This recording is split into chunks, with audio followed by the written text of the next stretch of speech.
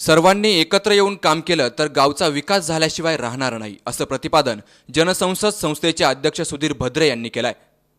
राहुरी तालुक्यातील येवले आखाडा येथील ग्रामस्थ आणि भारतीय जनसंसद यांच्या वतीने आयोजित कार्यक्रमात श्री भद्रे बोलत होते। शासनाच्या विविध योजनांसाठी नियम आणि अटी असतात, त्यांची पूर्तता केल्याशिवाय त्यांचा लाभ घेता येत नाही, असंही भद्रे यांनी सांगितलं। आणखी जर आपण बारकाईने पाहिले योजनांच्या बाबतीत एक तलाट्याकडे आपण जातो कशासाठी? विभक्त दाखला काढण्यासाठी। विभक्त म्हणजे काय? माझ्या आई वडिलांमधून मी आणि माझी पत्नी विभक्त राहतो।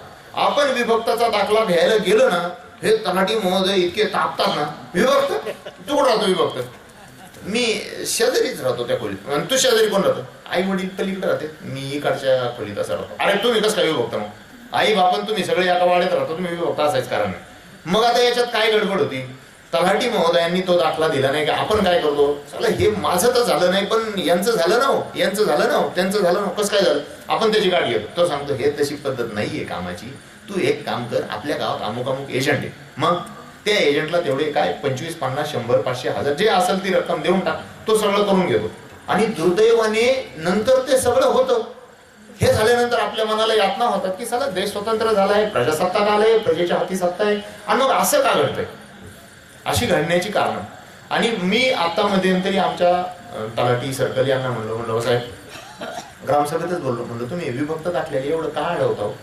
तुम्हाला काय असं वाटतं का की तुम्ही विभक्त दाखला दिल्यानंतर कलेक्टर त्याचं सगळं काम सोडील आणि लगेच त्या माणसाची घरी येईल? तुला विभक्त दाखला मिळाला ना, चल लवकर, तू योजनेला पात्र आहे, आणि आता योजनेला कोणी शिल्लक नाही, होईल का असं? नाही। आज तुम्ही काय देता हो? एखाद्या येणारा तुमच्या तलाठी कार्यालय असेल, ग्रामसेवक कार्यालय किंवा कोणतंही एमएससीबीचं कार्यालय असेल, पाटबंधारेचं कार्यालय असेल, त्या कार्यालयातल्या अधिकाऱ्यांनी जर सहज त्याला म्हटलं, बाबा या, साहेब या, बसा, पाणी, काय काम आहे तुमचं? काय नाही भैया, असं असं काम होतं। आणि त्या माणसाने गोडीत सांगितलं की बाबा रे, शासकीय धोरण असं असल्यामुळे हे काम मी करू शकतो किंवा करू शकत नाही। किती समाधान वाटेल? आज तुम्ही पोलीस स्टेशनला जा, तुम्हाला सांगतो, पोलीस स्टेशनला गेल्यानंतर तंबाखू ही सर्रास आहे। मला तर काही समजत नाही, ते पोलीस तंबाखू खाल्लेले असतात का त्यांचं ते म्हणजे हेच झालेलं असतं, ते असं चेहराच तेवढा जाडजूड झालेला असतो। तो इतका भयान पाहतो ना आपल्याकडं, असं आपल्याला काटाच येतो। म्हणजे जो रोज पोलीस स्टेशनला जात नाही ना, त्याच्या अंगाला काटाच आला पाहिजे। आणि ते त्याला थोडा वेळ असं निरखून पाहतात, निरखून पाहिल्याच्या नंतर मग ते समोरचा माणूस तोपर्यंत गडबडलेलाच असतो, तो आपला तिकडे थांबतो। ते म्हणतात आता ते म्हणल्यानंतर तो म्हणतो, काय नाही बस ते गावात असं असं झालं होतं, त्यासाठी आलो। मग ते आपला जवळ येतो, काहीतरी सांगतो, याचं हा होतं। आणि हा झाल्यानंतर मग तो म्हणतो, आता तू ही कंप्लेंट नोंदवायला आला, पण तू एक विचार कर की तू ही कंप्लेंट नोंदविल्यानंतर दुसरा पण येणारच। वास्तविक काम काय आहे त्यांचं? पोलीस स्टेशनला असो, कोणत्याही कार्यालयात असो, कार्यालयात येणाऱ्या व्यक्तीला जर एक प्रेमाने आदराने बोलवलं आणि त्याला व्यवस्थित जर हाताळलं तर मोठ्या प्रमाणावर तुम्ही त्याला समाधान देऊ शकता। तुम्ही त्याची योजना जरी पूर्ण नाही झाली तरी समाधान मात्र निश्चित देऊ शकता। मित्रांनो, आता वेळही बराच झालाय। तुम्हाला सांगतो मी, आपण अनेक दिवस म्हणजे साधारण 15-20 वर्षांपूर्वी माहितीच्या अधिकारासाठी आपल्यासोबत बापूसाहेब कदम होते, कैलाजी पठारे होते, मेहबूब सय्यद सर होते, कुमारजी डावकर, हे सगळे लोक आपण माहितीच्या अधिकाराचा कायदा आणला। पण आज माहितीच्या अधिकाराच्या कायद्याचा सुद्धा आपण वापर योग्य प्रकारे करीत नाही। गोसावी साहेबांनी सांगितलं, तर गोसावी साहेब, मी तुम्हाला सांगू इच्छितो, ज्यावेळेस माहितीच्या अधिकाराचा कायदा आपल्याला करायचा होता ना, तर आपल्याला हे आधी सिद्ध करायचं होतं की माहिती मिळत नाही। म्हणून तुमच्या कार्यालयाला आम्ही काही ना काही माहिती अर्ज पाठवले, किंवा हे द्या त्या कार्यालयाला, ते द्या त्या कार्यालयाला, ते द्या। मग त्यांचं कुठेतरी उत्तर आले, नाही हे माहिती आम्ही तुम्हाला देऊ शकत नाही। का नाही देऊ शकत? तर आपल्या देशामध्ये ब्रिटिशांचा गोपनीयतेचा कायदा आहे 1923चा।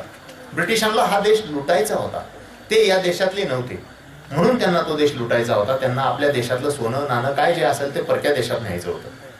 आज आपण जर बारकाईने पाहिलं तर माहितीच्या अधिकाराचा कायदा आलाय, पण त्याच्यातले अनेक त्रुटी वगैरे या गोष्टी बाजूला ठेवू, जाऊ द्या। मला तुम्हाला माहितीच्या अधिकाराच्या कायद्याच्या बाबत काय सांगायचं, तो कायदा कसा आहे काय, ह्या सगळ्या गोष्टी सांगण्यापेक्षा आज तुमच्या गावात किंवा कुठेतरी एक रस्ता आहे, त्याचं काम चालू झालेलं, रस्त्याचं काम चालू झालं ना, तुम्ही फक्त 10 रुपये लावून रस्त्याच्या कामाचं अंदाजपत्रक मागा।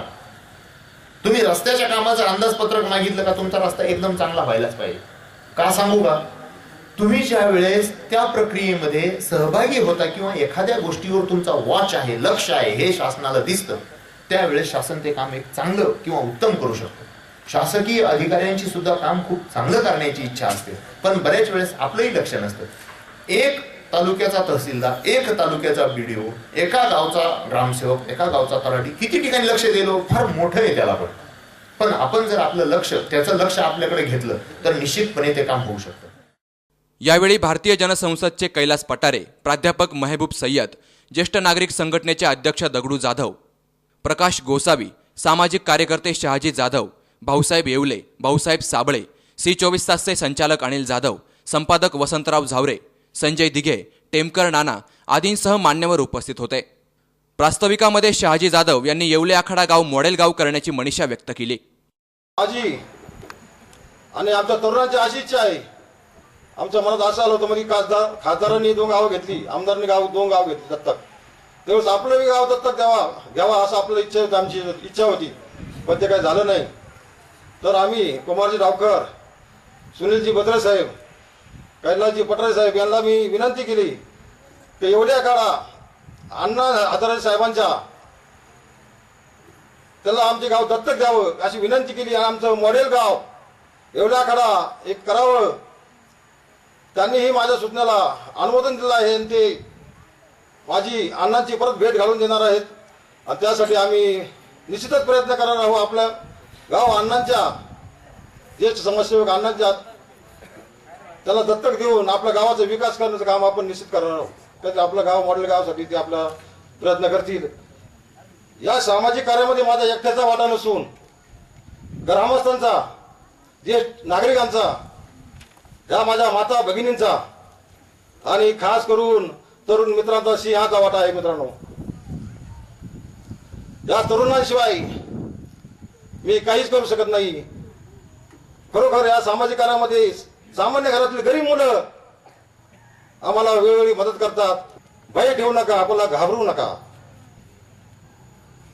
न घाबरता बघा, निर्भय बनव आणि आम्हाला सांगितलं जा तरुणांनो, मित्रांनो मी तुमच्या पाठीशी आहे, घाबरू नका. त्यांनी आम्हाला मोलाचा कानमंत्र सुद्धा दिला. त्यांचा आमच्या तरुणांना सामाजिक कार्यासाठी आशीर्वाद आहे. अण्णासाठी आपण अण्णाकडे कधी जाऊ, तुमच्या अडचणी आपण आता समस्या मांडणार आहोत, त्याचा सुटला नाही, 1 वर्षामध्ये जर सुटला नाही तर परत आपण इथं अण्णांना बोलू. मी आपलं सुनील भद्रे साहेबांना, कैलास पटारे साहेबांना विनंती करतो का त्यांनी आम्हाला एकदा आमच्या गावाला अण्णांची भेट करून द्यावी. आमचा गावचा दिवस आमचा सोन्याचा दिवस असेल, त्यांना अशी विनंती करतो. या प्रसंगी कैलास पटारे, प्रकाश गोसावी, आप्पासाहेब माळवदे, कुमार डावकर आदींचीही भाषणं झाली. भारत हा एक प्रजासत्ताक राष्ट्र बनलं. या प्रजासत्ताक राज्याचे आपण नागरिक आहोत. प्रजेची सत्ता याचा अर्थच हा आहे की या देशावरती सत्ता ही कुठल्या जातीची नाही, कोणत्या धर्माची नाही, कोणत्या वर्गाची नाही, कोणत्या गावाची नाही, कोणत्या गटाची नाही, ती आहे फक्त प्रजेची सत्ता. आणि ही प्रजेची सत्ता ही आमच्या कल्याणासाठी आहे, आमच्या विकासासाठी आहे असा विश्वास या कार्यकर्त्यांनी आपणामध्ये जागवला आणि त्या विश्वासाचा भाग म्हणून हा उपक्रम आपण या ठिकाणी आयोजित केलेला आहे. कार्यक्रमाच्या प्रमुख पाहुण्यांसह ज्येष्ठ नागरिकांचा यावेळी सत्कारही करण्यात आला. प्रारंभी छत्रपती शिवाजी महाराजांच्या प्रतिमेचं पूजन करून दीपप्रज्वलन करण्यात आलं. या कार्यक्रमाचं सूत्रसंचालन कुमार डावकर यांनी केलं तर आभार सुजित कवडे यांनी मानले. या कार्यक्रमासाठी गावातील बहुसंख्य नागरिक उपस्थित होते. प्रतिनिधी गणेश नेहे, C24 तास, राहुरी.